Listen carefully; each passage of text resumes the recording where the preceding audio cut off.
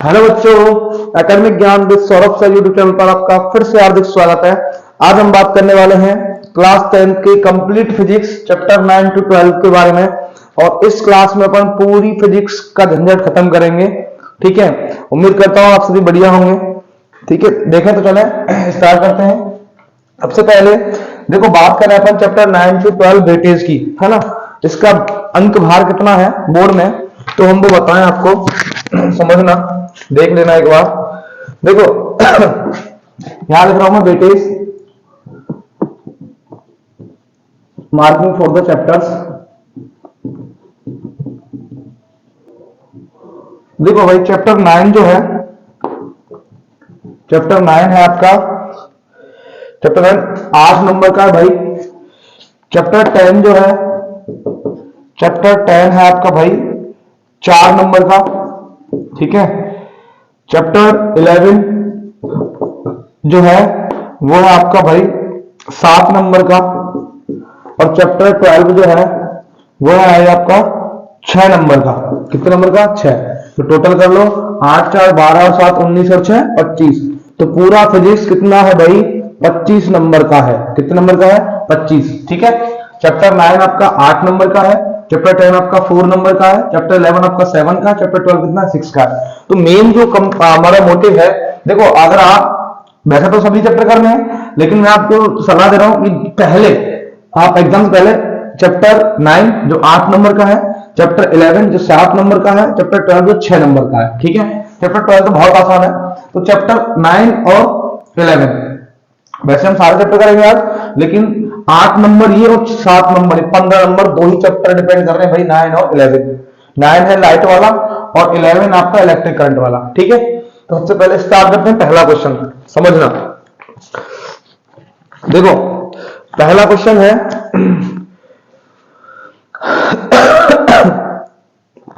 In the reflection of light the incidental angle I and reflection angle R has the relation, संबंध होता है I is equal R, I greater than R, I less than R and I is not equal to R. I क्या होता है? Equal to R होता है according to laws of reflection. तो सबसे पहले अपन बात करते हैं भाई, सबसे पहला जो टॉपिक होगा हमारा वो होगा रिफ्लेक्शन,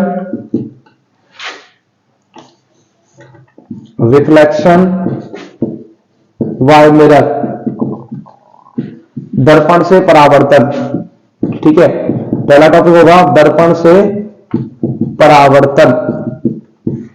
ठीक, तो इसमें अपन बात करें दर्पण से परावर्तन में, सबसे पहले ध्यान देना, ये ग्लास है। क्या है? Glass normal. अब ग्लास पर जब मैं वन फेस पर क्या कर दूंगा? सिल्वर पॉलिश, सिल्वर पॉलिश, चांदी की परत चढ़ा दूंगा। ये जो बेटा होती है वो क्या है? सिल्वर पॉलिश है। क्या है? Silver polish. ठीक है, जब ग्लास पर वन साइड पर पॉलिश कर दी जाती है सिल्वर की, तो बन जाता है भाई मिरर। ठीक है, तो one sided polish glass with silver is called mirror. One sided polished glass with silver is called mirror. एक पृष्ठ पर चांदी से पुता हुआ कांच दर्पण कहलाता है। ठीक है, ये मिरर है। अब रिफ्लेक्शन क्या होता है? ये लाइट इंसिडेंट हुआ इस पर, ठीक है, और इंसिडेंट होने के बाद ये ऐसे रिफ्लेक्ट हो गया। ठीक, इंसिडेंट हुआ, रिफ्लेक्ट हो गया। तो जो आने वाला रे होता है उसको इंसिडेंटल रे बोलते हैं और जाने वाले को रिफ्लेक्टेड रे। इन दोनों रेज के बीच में, इस मिरर के साथ में एक इमेजिनरी लाइन होती है जो 90 का एंगल बनाते हैं, उसको बोलते हैं नॉर्मल। तो देखो ये वाली जो रे है वो क्या होती है? इंसिडेंटल रे, मतलब आपतित किरण, आपतित किरण। ये वाली जो रे होती है वो होती है रिफ्लेक्टेड रे, मतलब परावर्तित किरण, जाने वाली रे होती है। और मिड में जो होता है बेटा वो होता है नॉर्मल। क्या होता है? नॉर्मल। तो 8th क्लास में आपने बात सीखी होगी। ठीक है, नॉर्मल मतलब हिंदी में अभिलंब होता है। अब देखो, नॉर्मल और इंसिडेंटल रे के बीच जो एंगल बनता है उसको बोलते हैं आई, और रिफ्लेक्टेड रे और नॉर्मल के बीच जो एंगल बनता है उसको बोलते हैं आर। क्या बोलते हैं? आर। तो इंसिडेंटल एंगल आई होता है जो नॉर्मल और इंसिडेंटल रे के बीच बनता है हमेशा, और आर जो होता है वो रिफ्लेक्टेड एंगल है, वो नॉर्मल और रिफ्लेक्टेड रे के बीच बनता है। ठीक है, तो देखो अब इसमें दो चीजें याद रखना। सबसे पहली बात होती है एंगल आई इज इक्वल होता है angle R. This is first law of reflection, first law of reflection. ठीक है, परावर्तन का पहला नियम क्या होता है कि एंगल आई इज इक्वल होता है एंगल आर। ठीक है, आई हमेशा आर के बराबर होगा, ये फर्स्ट लॉ ऑफ रिफ्लेक्शन होता है, परावर्तन का पहला नियम। और दूसरा लॉ क्या होता है बेटा, कि दूसरा लॉ है आपका, देखो ये इंसिडेंटल रे, ये नॉर्मल और ये रिफ्लेक्टेड रे, तीनों एक ही प्लेन में लाई करते हैं, तीनों एक ही पॉइंट पर लाई करते हैं, एक ही पॉइंट पर है नहीं है, तो लिखोगे इंसिडेंटल रे मतलब आपतित किरण, रिफ्लेक्टेड रे मतलब परावर्तित किरण, and normal lies at same point, lies at same point, तीनों एक ही बिंदु पर होते हैं भाई, ठीक है।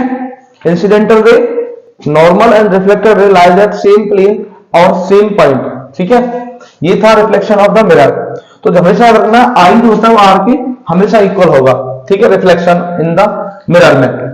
दूसरी बात, ये जो रिफ्लेक्शन होता है वो कौन सा रिफ्लेक्शन है भाई, रेगुलर रिफ्लेक्शन। कौन सा रिफ्लेक्शन है, रेगुलर रिफ्लेक्शन, ठीक है। तो रिफ्लेक्शन दो टाइप का होता है, रेगुलर और भाई एक होता है इररेगुलर। तो अपन जो पढ़ रहे हैं वो रेगुलर रिफ्लेक्शन है, ठीक है। कौन सा रिफ्लेक्शन है, रेगुलर। एक तो होता है नियमित परावर्तन, इसको बोलते हैं नियमित परावर्तन, रेगुलर रिफ्लेक्शन इज कॉल्ड नियमित, और इररेगुलर रिफ्लेक्शन इज कॉल्ड अनियमित परावर्तन, अनियमित परावर्तन, ठीक है। रेगुलर रिफ्लेक्शन इज कॉल्ड नियमित परावर्तन and irregular reflection is called अनियमित परावर्तन। हिंदी बोल रहा हूं, ठीक है, इंग्लिश नहीं बोल रहा। अभी दूसरी चीज रिफ्लेक्शन में एक और चीज समझनी है आपको, वो क्या है पता है वो ये है, पहला पॉइंट तो ये हो गया। अगर अपन बात करें भाई प्लेन मिरर की, इसकी बात करें प्लेन मिरर की, मतलब समतल दर्पण, हिंदी में क्या बोलते हैं इसको, समतल दर्पण की। तो समतल दर्पण जो रिफ्लेक्शन करता है भाई, समतल दर्पण की कुछ क्वालिटीज हैं वो याद रखना। नंबर 1, पहली क्वालिटी, ऑलवेज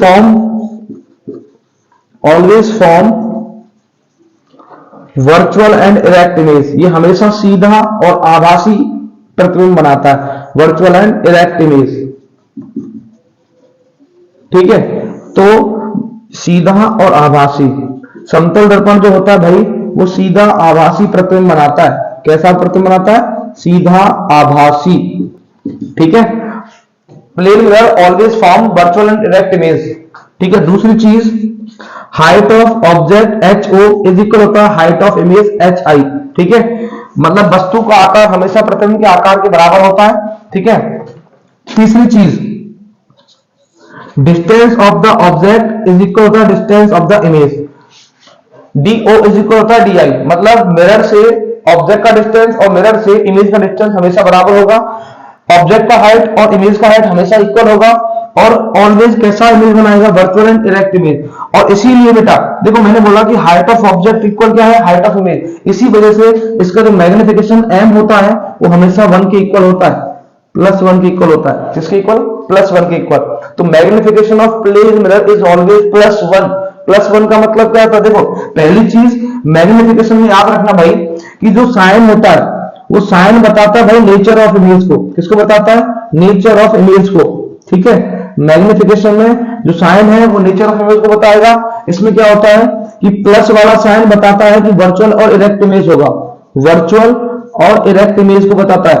प्लस साइन क्या बताता है, वर्चुअल और इरेक्ट इमेज को। मैग्निफिकेशन में, आवर्धन में, है ना, m के वैल्यू में जो प्लस का साइन आएगा वो वर्चुअल और इरेक्ट नेचर को बताएगा, और जो माइनस का साइन आएगा वो इन्वर्टेड और रियल इमेज को बताएगा भाई। किसको बताएगा, इन्वर्टेड एंड रियल इमेज को, ठीक है। उल्टा और वास्तविक प्रतिबिंब के लिए m का साइन माइनस का होगा, और सीधा और आभासी के लिए m का साइन प्लस का होगा, ठीक है। और ये वैल्यू जो होती है, जो ये वैल्यू है, ये वैल्यू बताती है भाई ऑब्जेक्ट का साइज जो है, ऑब्जेक्ट का साइज जो है वो कितना लार्ज होगा देन द इमेज, ठीक है। इमेज के कंपैरिजन में ऑब्जेक्ट का साइज कितना लार्ज होगा कितना स्मॉल होगा उसको बताता है ये वैल्यू, ठीक है। तो मैग्निफिकेशन में जो साइन होता है वो बताता है नेचर ऑफ इमेज को, मतलब प्रतिबिंब की प्रकृति को, और जो वैल्यू होती है वो बताती है कि इमेज जो है वो ऑब्जेक्ट के कंपैरिजन में कितना बड़ा कितना छोटा बनेगा। स्मॉल और लार्ज को बताती है भाई वैल्यू, ठीक है। कोई दिक्कत है तक? तो ये बात प्लेन मिरर की क्वालिटी याद रखना कि प्लेन मिरर हमेशा वर्चुअल इरेक्ट इमेज बनाएगा, मैग्निफिकेशन +1 होगा। इसका रीजन क्या है कि height of object always height of image के बराबर होती है, ठीक है।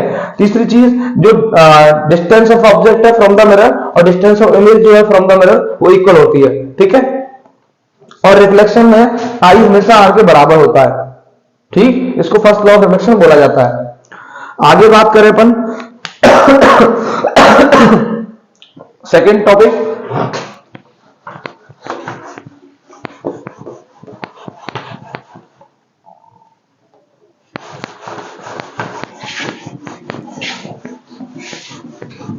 रिफ्लेक्शन दो टाइप का होता है, याद रखना, इरेगुलर रिफ्लेक्शन और रेगुलर रिफ्लेक्शन। ठीक है, नियमित परावर्तन और विसरित परावर्तन। One sided polish glass is called mirror.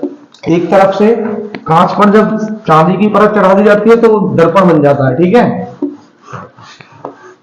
अब आगे आते हैं भाई, आगे नेक्स्ट टॉपिक जो पढ़ने वाले हैं अपन,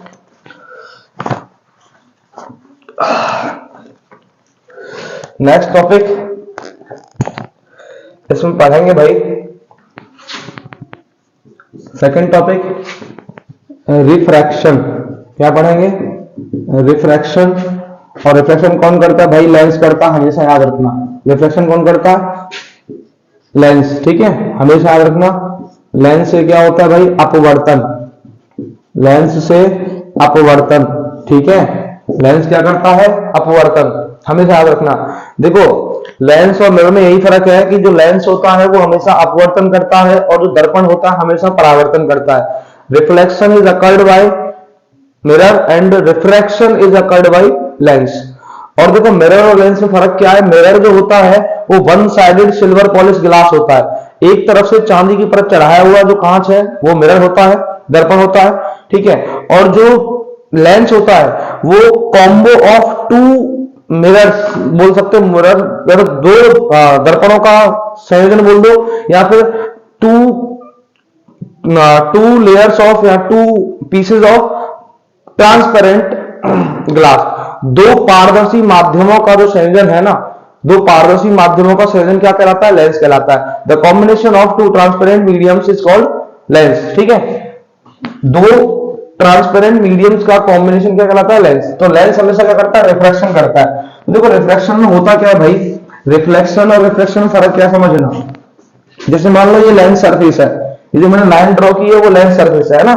अब लेंस की सतह पर जब कोई लाइट का इंसिडेंट होता है, ये इंसिडेंटल रे है।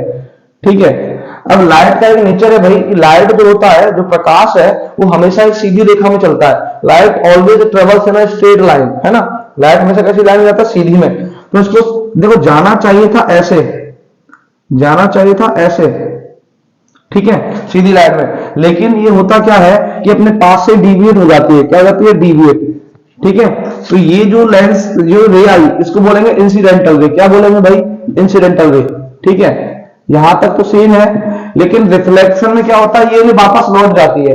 लेकिन रिफ्रैक्शन में क्या है? ये अपने पास से डिविएट होगा। इसका रास्ता था ये वाला, जो डॉटेड लाइन है ना, इसका एक्चुअल पाथ है, लेकिन गई कैसे? ऐसे।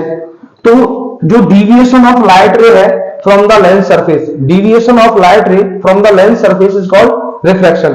किसी प्रकाश किरण का लेंस की सतह से विचलित हो जाना, है ना, लेंस की सतह पर टकराकर अपने पथ से विचलित हो जाना अपवर्तन कहलाता है। ठीक है, तो deviation of light ray on incidenting the lens is called refraction. ठीक है, तो किसी लाइट रे का लेंस पर इंसिडेंट होके अपने पास से डिविएट होना ही रिफ्रैक्शन होता है। तो ये इंसिडेंटल रे है, और ये वाली रे क्या है? रिफ्रैक्टेड रे है। कौन सी रे है भाई? रिफ्रैक्टेड रे। ठीक है, अपवर्तित किरण। ये है इंसिडेंटल रे, आपतित किरण। ये रिफ्रैक्टेड रे, अपवर्तित किरण। अब ध्यान दें, जैसे मिरर में होता है वैसे लेंस में एक चीज होती है कि जो लेंस के साथ में 90 डिग्री का एंगल बनाती है ना, उसको बुलाता है नॉर्मल। क्या बुलाता है? नॉर्मल। तो ये जो मैंने लाइन बनाई है, मैं इसको डार्क कर रहा हूं, ये जो लाइन है भाई वो क्या है? नॉर्मल, अवलंब। ठीक है, अब सुनना भाई, ये लेंस है। ठीक है, अब समझना, नॉर्मल और इंसिडेंटल रे के बीच जो एंगल बनता है वो एंगल आई होता है, और नॉर्मल और जो रिफ्रैक्टेड रे के बीच जो एंगल बनता है, नॉर्मल और रिफ्रैक्टेड रे, ये जो एंगल है ना, ये एंगल होता है भाई क्या? ये एंगल होता है आर। ठीक है, दोबारा सुने, नॉर्मल और इंसिडेंटल रे के बीच जो एंगल बनेगा वो आई होगा, और रिफ्रैक्टेड रे और नॉर्मल के बीच जो एंगल बनेगा वो आर होगा। ठीक है, अब एक बात समझना, ये जो रे है, यहां दो चीजें समझा रहा हूं मैं आपको। ये जो रे है रिफ्रैक्टेड वाली, वो नॉर्मल से क्या है? दूर है। नॉर्मल से क्या है, दूर है। जब रिफ्रैक्टेड रे नॉर्मल से दूर होगी तब भाई आपको दिख रहा है कि आई जो है वो आर से छोटा है, मतलब आर बड़ा है। तो ध्यान देना, मैं दो बातें यहां लिख रहा हूं। पहली बात, I is greater than are है, एंगल आई जो है इंसिडेंटल एंगल वो रिफ्रैक्शन एंगल से बड़ा है। इसका मतलब पता है क्या है, इसका मतलब ये है जो रिफ्रैक्टेड रे है, रिफ्रैक्टेड रे टर्न्स अवे द नॉर्मल। ठीक है, जब आई आर से, सॉरी गलत लिख दिया मैंने, जब आर आई से बड़ा होगा, जब आर आई से बड़ा होगा तो इसका मतलब है भाई जो आपका रिफ्रैक्टेड रे है ना वो नॉर्मल से दूर जा रहा है। देखो ये नॉर्मल है, ये नॉर्मल से दूर जा रहा है, नहीं जा रहा है। जब आर आई से बड़ा होगा इट मींस रिफ्रैक्टेड रे नॉर्मल से अवे होगा। ठीक है, ये थोड़ा सही से बना दूं मैं। दूसरी चीज, दूसरा पॉइंट क्या है भाई, जब आपका जो आई है, एंगल आई जो है वो बड़ा होगा एंगल आर से, जब आपका आई जो है वो एंगल आर से बड़ा होगा ना तब बात उल्टी होगी। जब ये आई बड़ा हो जाएगा, आर छोटा हो जाएगा, तो जो रिफ्रैक्टेड रे है मतलब जो आर आर है वो टुवार्ड्स जाएगी भाई नॉर्मल के, तो नॉर्मल की क्या आ जाएगी, पास आ जाएगी, टुवार्ड्स नॉर्मल। ठीक है, जब आई बड़ा होगा तो ये रे नॉर्मल के पास आएगी। ठीक है, और जब आर बड़ा होगा तो ये रे नॉर्मल से दूर जाएगी। ठीक है, ये रे नॉर्मल से दूर जाएगी। जब रिफ्रैक्टेड रे नॉर्मल से दूर जाएगी तो आर बड़ा होगा, जब रिफ्रैक्टेड नॉर्मल के पास आएगी तो आई बड़ा होगा। ठीक है, ये दो केस याद रखना। अब ये बड़ा छोटा कैसे होता है वो चीज आप समझ लो। देखो बड़ा छोटा होने का रीजन है भाई, एक वर्ड होता है, डेफिनेशन टर्म है जिसका नाम है रिफ्रैक्टिव इंडेक्स। क्या होता है, रिफ्रैक्टिव इंडेक्स। हिंदी में बोलते हैं इसको अपवर्तनांक। क्या बोलते हैं, अपवर्तनांक। ठीक है ना। तो अपवर्तनांक का मतलब होता है भाई refractive index decide the medium optical density, medium optical density मतलब माध्यम की प्रकाशिक सघनता को, प्रकाशिक घनत्व को बताने वाला, माध्यम का प्रकाशिक घनत्व दर्शाने वाला, प्रकाश घनत्व दर्शाने वाला जो अंक है वो अपवर्तनांक कहलाता है। माध्यम का प्रकाश सघनता या प्रकाश घनत्व को बताने वाला अंक अपवर्तनांक कहलाता है। द डिजिट या the constant value that indicate the optical density of a medium, the constant value that indicate the optical density of a medium is called refractive index. वो अंक या वो स्थिर मान जो किसी माध्यम के प्रकाशिक घनत्व को बताता है अपवर्तनांक कहलाता है। ठीक है, जिसको एन से अपन डिनोट करते हैं। कैसे डिनोट करते हैं, एन से। ठीक है, तो अपवर्तनांक बताता है भाई अगर किसी माध्यम का, ध्यान देना समझा रहा हूं बात है कि जो एन है, एन जो है जैसे बात करूं इस ऊपर वाला मीडियम जो है ये मीडियम नंबर 1 है। ठीक है, मीडियम नंबर 1। ठीक है, और ये नीचे वाला जो है वो मीडियम नंबर 2 है। दो माध्यम है। ठीक है, और मैंने बताया भी आपको lens is the combo of two mediums, है ना। जो लेंस होता है वो दो माध्यमों का संयोजन होता है। तो ये मीडियम नंबर ऊपर वाला 1 है, ये मीडियम नंबर 2 है। तो ध्यान देना, मैं समझाऊं आपको, अगर n1 जो है वो n2 से बड़ा है, अगर रिफ्रैक्टिव इंडेक्स n1 का वैल्यू n2 से बड़ा है तो n1 ज्यादा है, इट मींस जो है वो n1 होगा वो डेंस मीडियम होगा। कैसा मीडियम होगा भाई, डेंस, है ना, ज्यादा घनत्व वाला तो डेंस मीडियम हो गया। और n2 जो है वो क्या होगा, रेयर मीडियम होगा। कैसा मीडियम होगा, रेयर।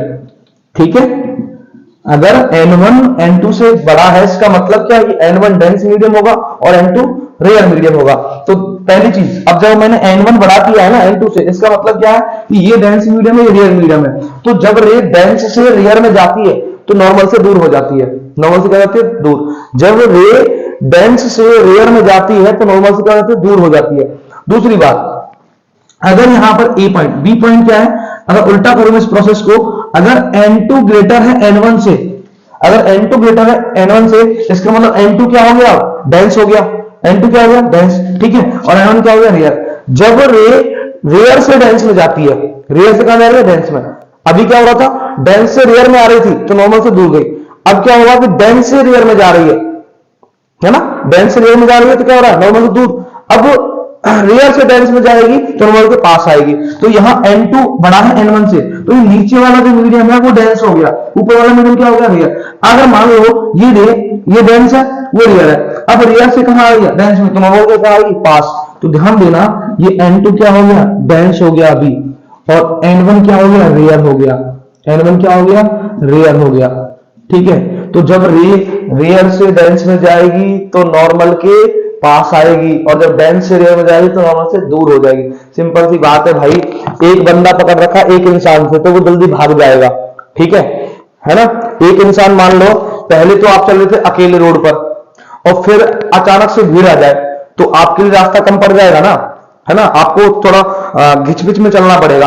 तो वही चीज है कि रेयर जो है वो सुनसान रास्ता है, और जो डेंस है वो भीड़ वाला रास्ता है। तो भीड़ वाले रास्ते में आपको रास्ता चलने के लिए क्या मिलता है, कम मिलता है। तो जब रेयर से डेंस में आएगी तो नॉर्मल के पास हो जाएगी। ठीक है, और जब डेंस से रेयर में जाएगी तो नॉर्मल से दूर हो जाएगी। जब आप भीड़ भाड़ से एकांत में जाओगे तो खूब फैल फूट कर चलोगे। ठीक है, तो वही चीज है, जब डेंस से रेयर में आएगी तो डेंस का मतलब क्या होता है, जिसका रिफ्रैक्टिव इंडेक्स ज्यादा होता है वो डेंस होता है, जिसका रिफ्रैक्टिव इंडेक्स कम होता है वो रेयर होता है। तो डेंस से रेयर में जा रही है मतलब नॉर्मल के दूर जा रही है, और जो रेयर से डेंस में जा रही है तो नॉर्मल के पास आ रही है। ठीक है, बात याद रखना। और अब यहां आते हैं रिफ्लेक्शन के लॉस पर, तो उसको इरेज कर दूंगा आप।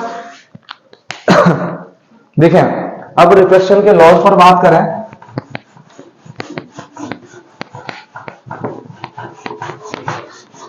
तो बेटा जो कांस्टेंट वैल्यू ऑप्टिकल डेंसिटी को शो करता है उसको रिफ्रैक्टिव इंडेक्स बोलते हैं। ठीक है, और जो एंगल नॉर्मल और इंसिडेंटल रे के बीच बनेगा वो आई होगा, और जो एंगल नॉर्मल और रिफ्लेक्टेड रे के बीच बनेगा वो एंगल आर होगा। और यहाँ बेटा रिफ्लेक्शन वाला लॉ फॉलो मत कर देना, कुछ लोग कंफ्यूज हो जाते हैं तो बोल देते हैं कि एंगल आई आर के बराबर होगा। ये चीज रिफ्लेक्शन में अप्लाई होती है, रिफ्रैक्शन में आई आर के इक्वल कभी नहीं होता। ठीक है, तो ध्यान दें। अभी बात करते हैं भाई लॉज ऑफ रिफ्लेक्शन की, सॉरी लॉज ऑफ रिफ्रैक्शन की, अपवर्तन के नियम, लॉज ऑफ रिफ्रैक्शन, अपवर्तन के नियम। तो अपवर्तन के नियम में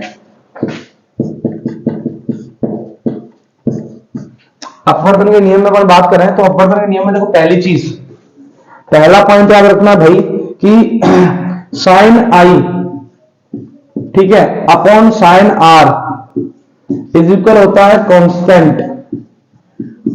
ठीक है, इस कांस्टेंट का मतलब है भाई रिफ्रैक्टिव इंडेक्स। ये कांस्टेंट क्या है, रिफ्रैक्टिव इंडेक्स, रिफ्रैक्टिव इंडेक्स अपवर्तनांक जिसको बोलते हैं। ठीक है, तो ध्यान देना, the ratio of sine I and sine R is constant, this is called Snell's law.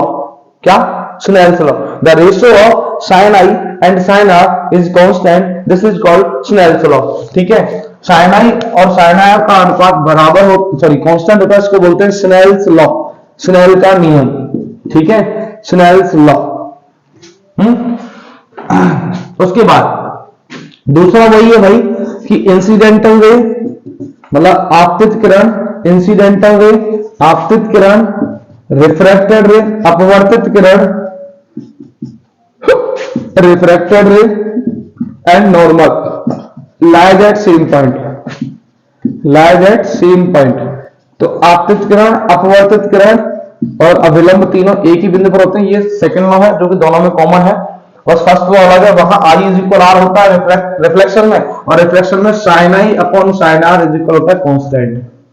ठीक है, ये बात याद रखना। अब यहां एक बात और बता दूं मैं आपको कि absolute refractive index, absolute refractive index, ठीक है, रिफ्रैक्टिव इंडेक्स जिसको बोले भाई mediums refractive index, mediums refractive index, माध्यम का अपवर्तनांक बोले या फिर सापेक्षिक अपवर्तनांक बोले हिंदी में, एब्सोल्यूट रिफ्रैक्टिव इंडेक्स बोले या मीडियम्स रिफ्रैक्टिव इंडेक्स बोले। तो देखो मीडियम्स रिफ्रैक्टिव इंडेक्स, तो इसका मतलब है भाई कि जो मीडियम रिफ्रैक्टिव इंडेक्स है या एब्सोल्यूट रिफ्रैक्टिव इंडेक्स है, एनएम जो होता है, एनएम जो होता है वो सी अपॉन बी होता है। क्या होता है, सी अपॉन बी। तो मीडियम रिफ्रैक्टिव इंडेक्स या फिर एब्सोल्यूट रिफ्रैक्टिव इंडेक्स इक्वल होता है सी अपॉन बी। तो यहाँ सी का मतलब है भाई light velocity in the vacuum, 3 × 10⁸ metre पर सेकेंड होता है। और v का मतलब है velocity in the medium, velocity in the medium, माध्यम में चाल। ठीक है, ये तो वैक्यूम में है भाई, इन वैक्यूम। ठीक है, तो वैक्यूम में निर्वात में जो चाल है लाइट का वो कितना है 3 × 10⁸ मीटर पर सेकेंड। और मीडियम वाला आपसे पूछ सकता है। ठीक है, तो रिफ्रैक्टिव इंडेक्स ऑफ मीडियम या फिर एब्सोल्यूट रिफ्रैक्टिव इंडेक्स जो होता है वो C/V होता है। C/V, C क्या है light velocity in the vacuum और V क्या है light velocity in the medium. तो मीडियम में जो लाइट होगा वेलोसिटी होगा वो V होगा और जो वैक्यूम में होगा वो क्या होगा C। तो NM इक्वल होता है C/V। ठीक है, मीडियम से रिफ्रैक्टिव इंडेक्स इक्वल होता है C/V। कोई दिक्कत? अब देखें भाई, यहां से जो अगला क्वेश्चन है वो इसका क्या है। ठीक है, तो याद रखना absolute refractive index is the ratio of light velocity in the vacuum and the light velocity in medium. ठीक है, NM इक्वल C/V होता है। फॉर्मूला बहुत इंपॉर्टेंट है, याद रखना। आगे देखें,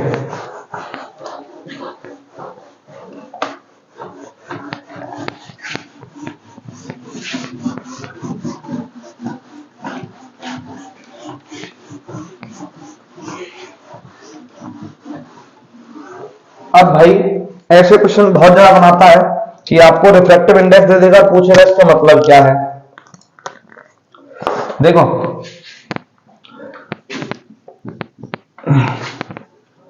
comparison of refractive index, spelling नहीं आता मुझे। देखो क्वेश्चन बना के बताता हूं मैं। Question based on refractive index, refractive index का बेस क्वेश्चन पूछ ले आपसे। ठीक है, अपवर्तनांक पर आधारित प्रश्न। जैसे मैंने बोला क्वेश्चन है एक, समझना क्वेश्चन क्या है। The diamond refractive index is 2.42। The diamond refractive index is 2.42। हीरे का अपवर्तनांक 2.42 है। What is the meaning of this statement? तो इस कथन का क्या मतलब है? देखो क्वेश्चन है the refractive index of diamond is 2.42। 2.42। What is its mean? इसका क्या मतलब है? ठीक है, हीरे का अपवर्तनांक 2.42, इसका क्या मतलब है? तो भाई मैंने बताया कि जो रिफ्रैक्टिव इंडेक्स है, refractive index of any substance decide optical density. तो किसी भी माध्यम का जो अपवर्तनांक है उस माध्यम की सघनता और विरलता को बताता है। मतलब ऑप्टिकल डेंसिटी रेयर है या डेंस है उसको बताता है रिफ्रैक्टिव इंडेक्स। अब एक बात बताओ, एनसीईआरटी के अकॉर्डिंग जो हाईएस्ट ऑप्टिकल डेंसिटी किसकी होती है? डायमंड की होती है 2.42। ठीक है ना, 2.42। और इससे ऊपर एक और होता है भाई, डायमंड से ऊपर होता है आपका ग्लास होता है। ठीक है, नॉर्मल ग्लास होता है, उसकी 2.52 के समथिंग है।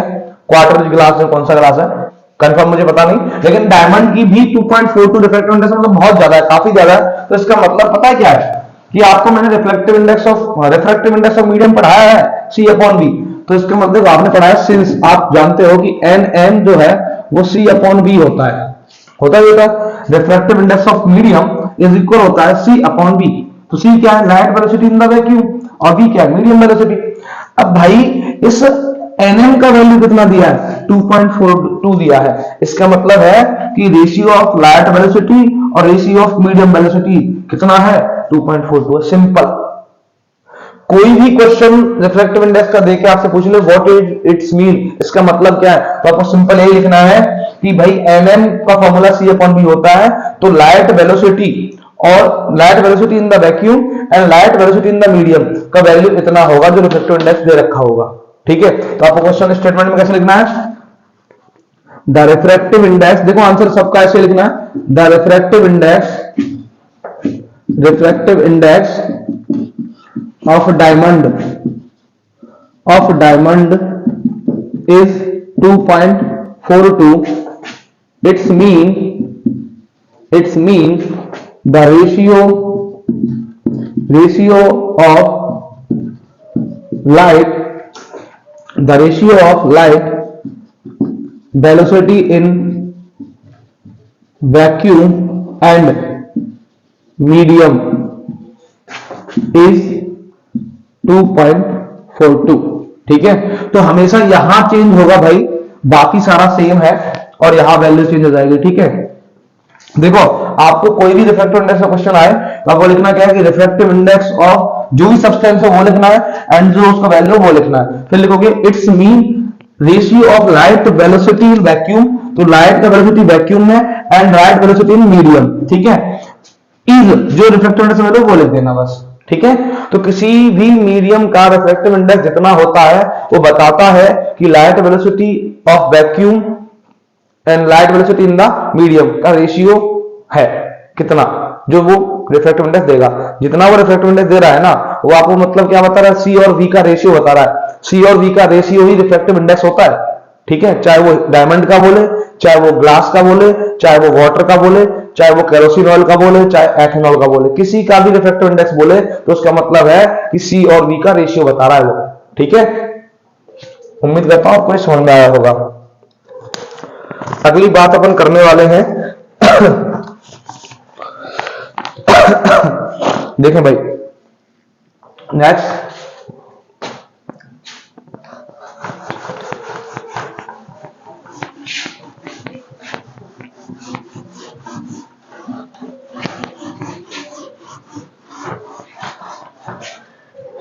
देखें भाई, अगला जो क्वेश्चन है वो अपन बात करेंगे दो चीजों पर। देखो, lens formula and mirror formula. ठीक है, दर्पण सूत्र और लेंस सूत्र, दर्पण सूत्र एवं लेंस सूत्र। ठीक है, तो देखो भाई, दर्पण सूत्र मतलब पहले मैं लेंस फॉर्मूला लिख रहा हूं। लेंस फॉर्मूला होता है 1/f is equal 1/v minus 1/u। ठीक है, तो लेंस फॉर्मूला होता है 1/f is equal 1/v minus 1/u। जो इन एफ बी यू का मतलब लेंस में वही मिरर में है। एफ मतलब होता है focal length of lens, B मतलब होता है image distance from the lens, U मतलब होता है object distance from the mirror. F का मतलब क्या है, फोकस दूरी, बी का मतलब क्या है, प्रतिबिंब दूरी, ओ का मतलब क्या है, सॉरी यू का मतलब क्या है, वस्तु की दूरी। अब बात करते हैं मिरर फॉर्मूला, तो इसमें बस प्लस आ जाएगा। 1/f इज इक्वल होता है 1/v प्लस 1/u। ठीक है, ये मिरर फॉर्मूला होता है। एफ का मतलब वही फोकस दूरी, बी का मतलब वही प्रतिबिंब दूरी, यू का मतलब वही ऑब्जेक्ट डिस्टेंस। ठीक है, वस्तु की दूरी। तो मिरर फॉर्मूला क्या है, 1/f is equal 1/v plus 1/u, और लेंस फॉर्मूला क्या है, 1/f is equal 1/v minus 1/u। Terms का मतलब सेम है, बस याद रखना। देखो इसमें भी दो लेंस जो मिरर है वो दो टाइप के होते हैं, एक तो कॉनकेव मिरर अवतल दर्पण, दूसरा होता है कॉन्वेक्स मिरर, दूसरा क्या होता है कॉन्वेक्स में उत्तल दर्पण। ठीक है, कॉनकेव मिरर अवतल दर्पण, कॉनकेव मतलब होता है अवतल और कॉन्वेक्स मतलब होता है उत्तल। ठीक है, दोनों में ही दोनों टाइप है, लेंस में भी और मिरर में भी। तो कॉनकेव मिरर और कॉन्वेक्स, सॉरी कॉनकेव मिरर और कॉन्वेक्स मिरर, फर्क क्या है भाई। देखो कॉनकेव मिरर जो होगा, कोई भी मिरर हो या लेंस हो, ऑब्जेक्ट हमेशा लेफ्ट साइड रखी जाती है। कहां रखी जाती है, लेफ्ट साइड। तो देखो आपको बता दूं मैं, जैसे ये है, ठीक है, इसमें रिफ्लेक्शन पॉलिश कहां है, बाहर है, और रिफ्लेक्टिव जो रिफ्लेक्टिव सरफेस है वो कहां, अंदर। तो ये कौन सा मिरर है पता है, कॉनकेव मिरर है। कौन सा मिरर है, कॉनकेव। ऊपर साइड में मैंने कॉर्नर बनाया वो कॉनकेव मिरर है, अवतल दर्पण। तो अब ये जो इमेजिनरी लाइन है तो जो प्रिंसिपल एक्सिस बोली जाती है, अब इसमें जो इंटरसेक्शन पॉइंट है मिरर पर वो क्या होता है, पोल होता है। ठीक है, तो जितनी भी डिस्टेंस है मिरर में, जितनी भी डिस्टेंस मिरर में होती है ना, वो कहां से मेजर करी जाती है, पोल से। ठीक है, अब देखो लेफ्ट साइड वाली डिस्टेंस हमेशा माइनस होती है, राइट साइड वाली डिस्टेंस हमेशा प्लस होती है। तो आपको पता है कॉनकेव मिरर में जो फोकल लेंथ है वो कहां आती है, लेफ्ट में। कहां आती है, लेफ्ट में। तो कॉनकेव मिरर का बेटा फोकल लेंथ एफ जो होता है उसका साइन माइनस होता है, कॉनकेव मिरर में जो फोकल लेंथ होती है वो माइनस की होती है, और कॉन्वेक्स लेंस में जो कॉन्वेक्स मिरर में जो फोकल लेंथ होती है वो प्लस की होती है। ठीक है, कॉन्वेक्स मिरर में क्या होती है, फोकल लेंथ प्लस की, और कॉनकेव मिरर में माइनस की होती है। ठीक है, ये बात याद रखना है ना। और ऑब्जेक्ट डिस्टेंस यू हमेशा यू ऑलवेज माइनस का होता है। ठीक है, ऑब्जेक्ट डिस्टेंस हमेशा लेंस में और मिरर में माइनस का ही होता है। रीजन क्या है, object are placed at the left side of mirror and lens. तो वस्तु हमेशा लेंस और दर्पण के बाईं तरफ रखी जाती है, इसीलिए यू ऑलवेज माइनस का ले जाता है, याद रखना। और मैंने जो बता दिया कि कॉनकेव मिरर में फोकल लेंथ माइनस का होता है और कॉन्वेक्स मिरर में फोकल लेंथ प्लस का होता है। ठीक है, अब बात करते हैं भाई लेंस की। तो लेंस में भी वही दो टाइप है भाई, एक तो होता है भाई कॉनकेव लेंस, दूसरा होता है कॉन्वेक्स लेंस। तो ध्यान देना, बता दूं मैं आपको, जो मिरर में कॉनकेव होगा वो लेंस में कॉन्वेक्स होगा, और जो लेंस में कॉन्वेक्स होगा वो मिरर में कॉनकेव होगा। जैसे यहां कॉनकेव मिरर है, यहां जो कॉनकेव मिरर काम कर रहा है ना, यहां वो कॉन्वेक्स लेंस काम करेगा। यहां जो कॉन्वेक्स मिरर काम कर रहा है ना, यहां वो कॉनकेव लेंस काम करेगा। जो लेंस में उत्तल है वो दर्पण में अवतल है। कैसे भी उल्टा सीधा कर लो, उल्टा है, जो लेंस में कॉनकेव है वो मिरर में कॉन्वेक्स होगा, जो मिरर में कॉन्वेक्स है वो लेंस में कॉनकेव होगा। दोनों बातें उल्टी सीधी हैं। ऐसा मत करना कि जो कॉनकेव मिरर काम करेगा वही कॉनकेव लेंस करेगा ना, जो कॉनकेव मिरर काम करेगा वो कॉन्वेक्स लेंस काम करेगा। ठीक है, अब देखना, तो मैंने बताया यहां कॉनकेव मिरर में फोकल लेंथ कैसा है, माइनस का, है ना। तो कॉनकेव मिरर जो होगा वो कॉन्वेक्स लेंस की तरह काम करेगा। तो कॉन्वेक्स लेंस में फोकल लेंथ कैसा होता है, माइनस का होता है। कैसा होता है, माइनस का। जो कॉन्वेक्स लेंस है, मिरर है, वो कॉनकेव लेंस होगा। तो कॉन्वेक्स जो है वो कॉनकेव होगा, इसका मतलब ये क्या है भाई, ये आपका काम करेगा, इसका फोकल लेंथ कैसा होगा, माइनस का होगा।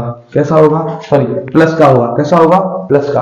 तो कॉनकेव लेंस का फोकल लेंथ प्लस का होता है और कॉन्वेक्स लेंस का फोकल लेंथ माइनस का होता है। यहां लेंस लगा दूंगा, नहीं कुछ लोग गाली देंगे मुझे बाद में, सर जी क्या कर रहे हो। तो कॉन्वेक्स लेंस का फोकल लेंथ प्लस का होता है, कॉनकेव का फोकल लेंथ माइनस का होता है। देखो बताओ मैं कॉनकेव लेंस, ये होता है भाई कॉनकेव लेंस। क्या होता है, कॉनकेव लेंस। ठीक है, तो देखो मिरर में फोकल ऑल डिस्टेंसेस कहां से मेजर होती हैं, पोल से। इसमें ये होता है ऑप्टिकल सेंटर, ये क्या होता है, ओ ऑप्टिकल सेंटर। तो जितनी भी डिस्टेंसेस होती है लेंस में, चाहे वो कॉन्वेक्स हो या कॉनकेव हो, कहां से होंगी, ऑप्टिकल सेंटर से। ओ का मतलब होता है ऑप्टिकल सेंटर, प्रकाशिक केंद्र। क्या होता है, ऑप्टिकल सेंटर, प्रकाशिक केंद्र। जितनी भी डिस्टेंस है वो ओ से मेजर होंगी। तो देखिए भाई, इधर कॉनकेव लेंस में क्या होता है कि इधर साइड होता है भाई f1 और इधर साइड होता है भाई f2, है ना। तो ये फोकल डिस्टेंस, ये भी फोकल डिस्टेंस है, ये भी फोकल डिस्टेंस है ना, ये भी फोकल लेंथ है, ये भी फोकल लेंथ है।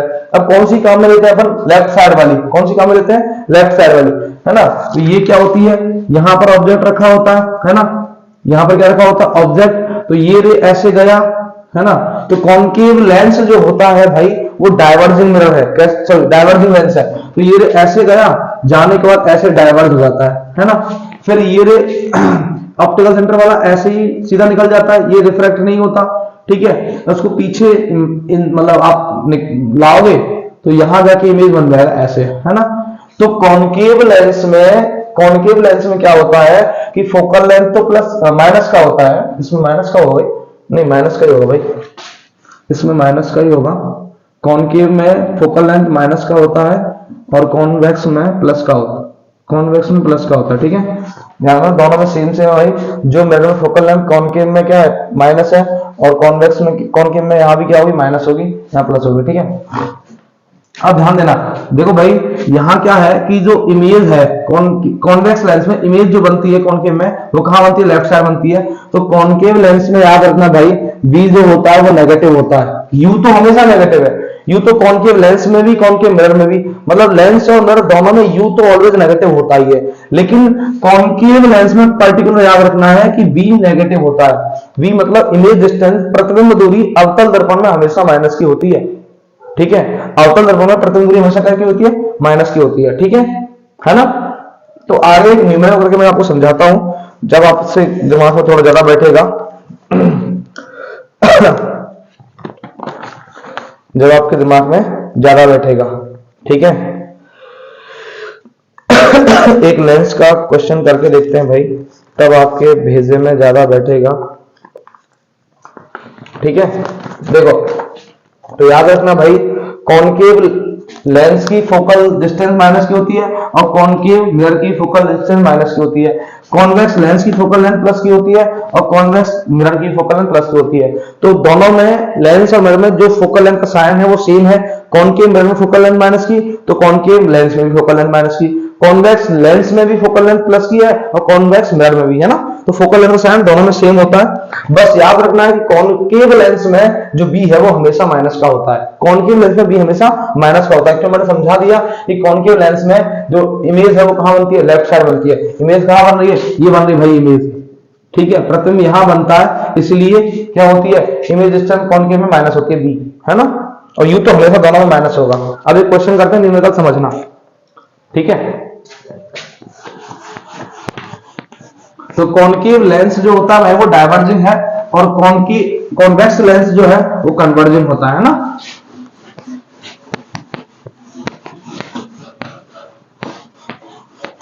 बेटा मेरा मोटिव आपको कंफ्यूज करना नहीं है।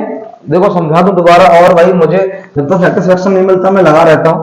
देखो कॉन्वेक्स जो लेंस है वो भाई कन्वर्जिंग लेंस होता है। कैसा लेंस है, कन्वर्जिंग। ठीक है, और वही मैं बात करूं मिरर की, तो देखो कॉन्वेक्स मिरर जो है, कॉन्वेक्स मिरर जो है वो डाइवर्जिंग होता है। कॉन्वेक्स मिरर क्या होता है, डाइवर्जिंग। ठीक है, अब बात करूं मैं भाई कॉनकेव लेंस की, कॉनकेव लेंस की, तो कॉनकेव लेंस जो होता है वो डाइवर्जिंग होता है भाई। कॉनकेव लेंस क्या होता है, डाइवर्जिंग। और कॉनकेव मिरर जो होता है भाई, कॉनकेव मिरर जो होता है वो कन्वर्जिंग होता है। तो मैंने वही बताया था ना कि जो मिरर में कॉनकेव है वो लेंस में कॉन्वेक्स होगा। ठीक है, तो देखो याद रखना, कॉन्वेक्स लेंस कन्वर्जिंग है, वहां कॉनकेव मिरर कन्वर्जिंग है। कॉनकेव लेंस डाइवर्जिंग है तो कॉन्वेक्स मिरर डाइवर्जिंग है। ठीक है ना। आगे बात करें भाई, क्वेश्चन करते हैं, ध्यान देना। क्वेश्चन न्यूमेरिकल है, लेंस पर बेस और एक मिरर पर बेस करेंगे। 15 सेंटीमीटर फोकस दूरी का कोई अवतल लेंस किसी बिंब का प्रतिबिंब लेंस से 10 सेंटीमीटर दूर बनाता है। ठीक है, 15 सेंटीमीटर फोकस दूरी वाला कोई अवतल लेंस बिंब का प्रतिबिंब 10 सेंटीमीटर दूर बनाता है, तो बिंब से लेंस की दूरी कितनी है, बता रहा हूं मैं।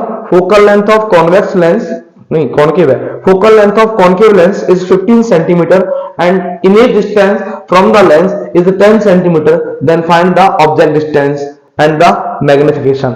देखो भाई समझाऊं मैं आपको, फोकल लेंथ मतलब एफ जो है वो 15 है, मतलब माइनस का होगा क्योंकि लेंस कौन सा है भाई, कॉनकेव है, और कॉनकेव लेंस में फोकल लेंथ माइनस का होता है भाई।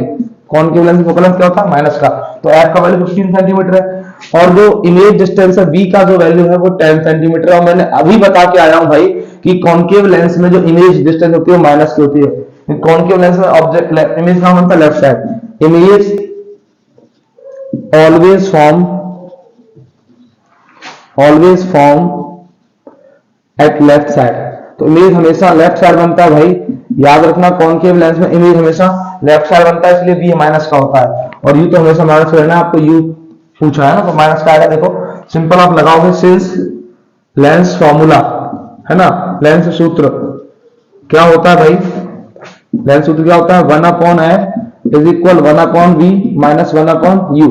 ठीक है, आपको 1/u पूछा है तो निकाल दो भाई, 1/u क्या होगा, इधर लेके आया मैं प्लस में हो जाएगा, इसको इधर ले जा रहा हूं। ठीक है, तो 1/u हो जाएगा 1/v माइनस 1/f।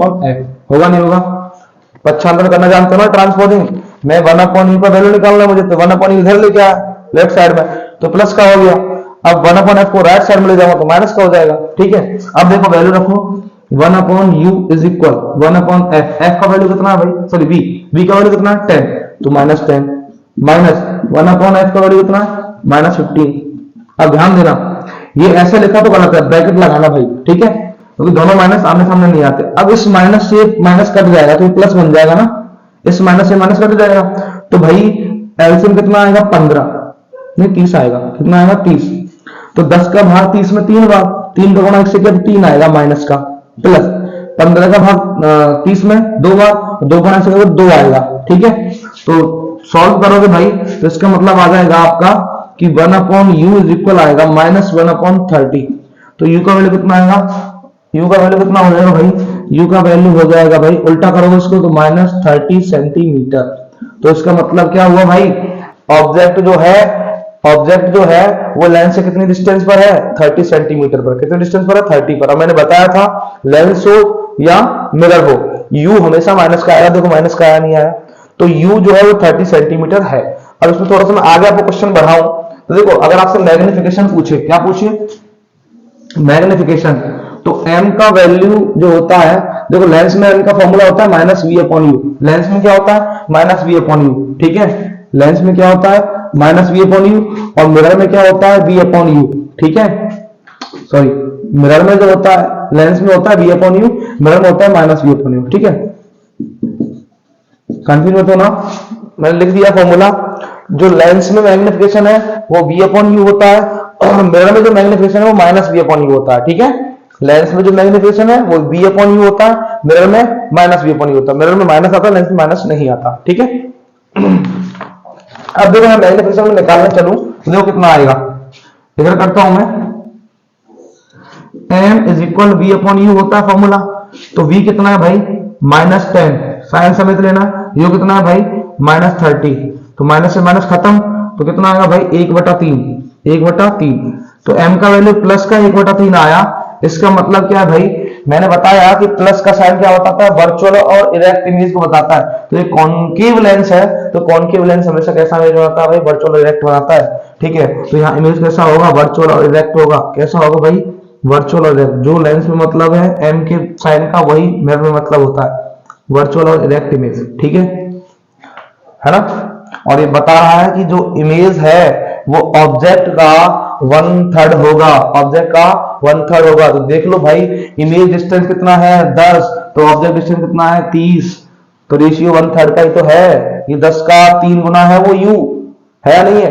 तो जो m का वैल्यू होता है वो बताता है कि इमेज का साइज ऑब्जेक्ट के साइज का कितना टाइम्स होगा, और जो साइन है वो बताता है नेचर को। तो प्लस का साइन बताता है वर्चुअल इरेक्ट नेचर को, और माइनस साइन बताता है m का क्या, रियल और इन्वर्टेड नेचर को। ठीक है, अब एक क्वेश्चन पावर ऑफ लेंस का करते हैं, उसके बाद चैप्टर कंप्लीट हो जाएगा अपन का।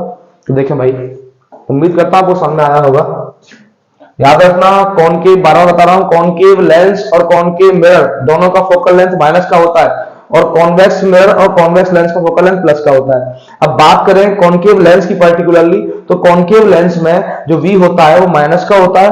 उसका रीजन है कि कॉनकेव लेंस में जो ऑब्जेक्ट इमेज है वो लेफ्ट साइड बनता है, और u दोनों में, चाहे लेंस हो या मिरर हो, माइनस का ही होगा। ठीक है, ये साइन कन्वेंशन के लिए बहुत ज्यादा याद रखना होता है, न्यूमेरिकल गलत हो जाएगा बेटा साइन ऊपर नीचे हो गया तो। ठीक है,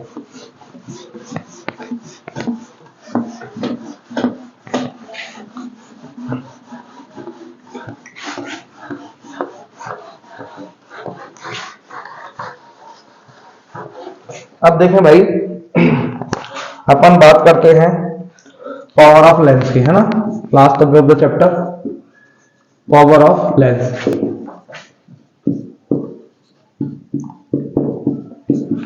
लेंस शक्ति। ठीक है, तो देखें भाई, power of lens P is equal होता है 1/f, f जो होता है वो मीटर में लेना होता है। तो power of lens is defined in the terms of focal length in metre. Power of lens is defined in the terms of focal length in metre. ठीक है, तो P इज इक्वल होता है 1/f मीटर में। Focal length किसमें लेना है, always metre में। ठीक है, या फिर आप ऐसे बोलो, reciprocal of focal length is called power of lens. Reciprocal of focal length is called power of lens. ठीक है, तो P is equal 1/f, m होता है, m मतलब है मीटर है, m का मतलब यहाँ क्या है भाई, मीटर में लेना है फोकल लेंथ, हमेशा किसमें लेना है, मीटर में। ठीक है, अब इसकी यूनिट की बात करें तो भाई यूनिट ऑफ पावर जो होता है, यूनिट मात्रक की बात करें तो क्या हो जाएगा भाई, यहाँ तो बोला आप मीटर इनवर्स, या इसका दूसरा नाम हो जाता है भाई डायप्टर। क्या नाम हो जाता है, डायप्टर। ठीक है, डी कैपिटल डी सिंबल होता है। तो पावर का यूनिट लेंस पावर का डायप्टर होता है, या फिर मीटर इनवर्स बोल सकते हो आप, है ना। अब इसमें क्वेश्चन में बताओ, आपको एक चीज सुनना, अगर P, पहली बात अगर P का वैल्यू प्लस का है, P का वैल्यू प्लस का है, तो इट मींस लेंस जो है वो कॉन्वेक्स होगा। कैसा होगा? कॉन्वेक्स। ठीक है, अगर P का वैल्यू प्लस का है तो लेंस कौन सा होगा? कॉन्वेक्स। अगर P का वैल्यू भाई, अगर P का वैल्यू माइनस का है तो लेंस कौन सा होगा भाई? कॉनकेव। P का वैल्यू माइनस का है तो लेंस कौन सा होगा भाई? कॉनकेव। ठीक है, अगर P का वैल्यू पावर ऑफ लेंस जो है माइनस का है, इसका मतलब क्या? कॉनकेव लेंस है। अगर P का वैल्यू प्लस का है, इसका मतलब कॉन्वेक्स लेंस है। ठीक है ना? इसका रीजन मैं बता चुका हूं भाई कि कॉन्वेक्स लेंस का फोकल लेंथ कैसा होता है? प्लस का, तो पावर ही प्लस का आएगा। और कॉनकेव लेंस का फोकल लेंथ कैसा होता है? माइनस का, तो पावर ही माइनस का आएगा। कॉमन सेंस की बात है। ठीक है, अब क्वेश्चन समझना इसका। एक क्वेश्चन है, क्वेश्चन क्या है समझना।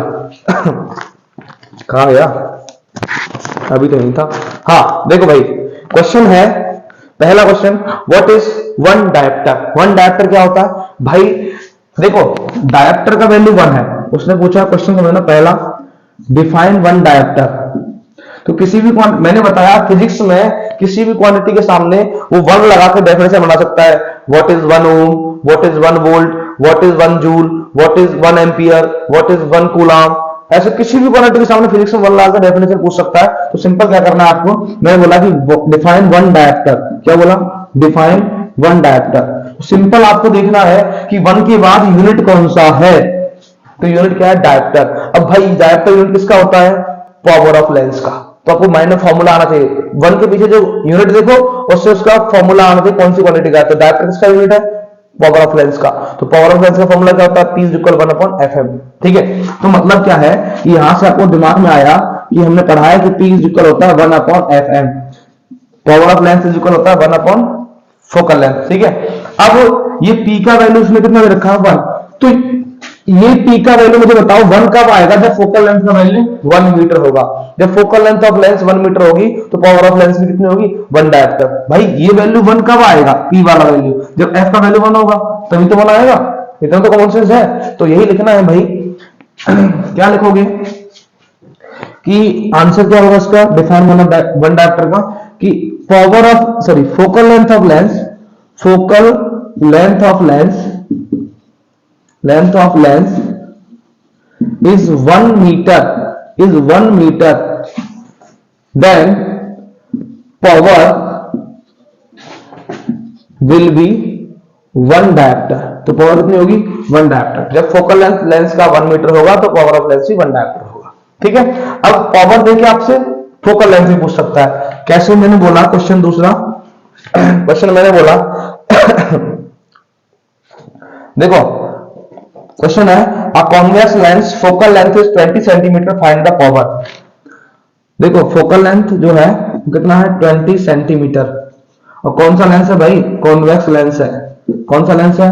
Convex lens. तो कॉन्वेक्स लेंस में फोकल लेंथ क्या होगी? प्लस की होगी, तो प्लस लगा दिया मैंने। ठीक है, कॉन्वेक्स लेंस में फोकल लेंथ होती प्लस की। अब क्या पूछा है? P पूछा है, पावर ऑफ लेंस। तो प्लस का जाएगा पावर ऑफ लेंस, फिर भी लगा दो। सिंस P = होता है 1/F। F किस में आता है? मीटर में। तो इस 20 सेंटीमीटर को मीटर बनाओगे कितना होगा? 0.2 सेंटीमीटर है ना। तो देखो भाई, मतलब P = 1, F का वैल्यू कितना है? 0.2। ठीक है, मीटर। अब सॉल्व करो कितना आएगा भाई? इसका वैल्यू आ जाएगा, पॉइंट हटाया, 0 बढ़ाया, ये 10 हो गया। तो 2 पंजा 10, कितना आएगा? 5 डायप्टर। तो पावर ऑफ लेंस कौन सा है? कॉनकेव लेंस है। और कितनी आएगी?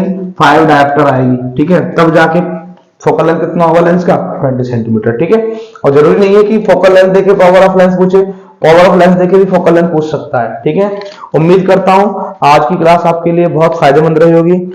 देखो मैंने आज आपको ओनली चैप्टर 9 to 12 में चैप्टर 9 का रिवीजन कराया है। चैप्टर 9 में जो जो मोस्ट इंपोर्टेंट टॉपिक थे मैंने वो कराए हैं। यहां से बाहर कुछ नहीं जाने वाला, आप इतना पढ़ लेना। ठीक है, अगर आपको वीडियो पसंद आया हो तो चैनल को सब्सक्राइब करना, शेयर करना, लाइक करना। आपका जो देखो सपोर्ट है ना, जो सपोर्ट है वही हमें मोटिवेट करता है वीडियो बनाने के लिए, क्लास लेने के लिए। नहीं देखो तबीयत खराब रहती है, टाइम हमारे पास भी नहीं होता, फिर भी हम टाइम निकाल रहे हैं आपके लिए, आपको फ्री ऑफ कंटेंट प्रोवाइड करा रहे हैं। तो इसका मतलब आपका मोटिवेशन जो है ना, आप अगर हमें सपोर्ट करते रहोगे है ना, ठीक से अगर व्यूज टाइम आता रहेगा तो हमें भी मन करेगा कि यार चलो वीडियो बनानी चाहिए, क्लास में अच्छा खासा व्यू आ रहा है। अब जब व्यू नहीं आता ना तो मन नहीं करता वीडियो बनाने का, ठीक है। तो आपका जो सपोर्ट है वही हमें मोटिवेशन के रूप में मिलता है। तो हमारी आपसे रिक्वेस्ट है कि डेली आप ठीक से घर पर पढ़ें, अपने माँ बाप का रेस्पेक्ट करें, ठीक है। उनको भी आपसे कुछ उम्मीदें हैं, हमारी भी उम्मीद है। देखो टाइम टेबल से पढ़ो, ये 2-2.5 महीने का टाइम है आपके पास, 7 मार्च से आपका एग्जाम है, ठीक है। प्रॉपरली तैयारी करो, जितना आपको कराया जा रहा है उसको पढ़ो, कहीं से भी पढ़ने को मिले पढ़ो। लेकिन अभी क्या है, कंटेंट ऑफ जो स्टडी है ना वो लिमिटेड रखो। ज्यादा आप रखोगे कि यहां से भी पढ़ लूं, मैं यहां से भी पढ़ लूं, तो माइंड में कंफ्यूजन क्रिएट होगा। लिमिट का सोर्स पढ़िए और रेगुलरिटी से पढ़िए, हर सब्जेक्ट को पढ़िए। मेरी गारंटी है आप 100 आउट ऑफ 100 स्कोर करोगे अगर लिमिटेड पढ़ोगे और एक ही जगह से पढ़ोगे और डेली पढ़ोगे तो, ठीक है। इसी के साथ जय हिंद, जय भारत, शुभ रात्रि, मिलते हैं नेक्स्ट क्लास में।